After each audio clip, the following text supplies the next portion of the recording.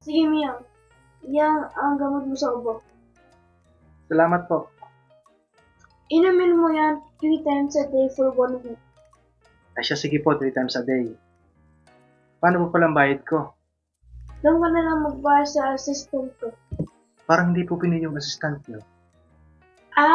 Half Pinoy, half Thai siya. Taga Thailand po. Oo, may lahi, pero dito sa Pinas lumaki. Ano pong pangalan? Singhong. Tunog Thailand nga po eh. Oo, siya sa nursing home. Siya, sige po, salamat po. A few moments later. Next! Singhong! Nursing home! Yes po, doktora. Next patient, please.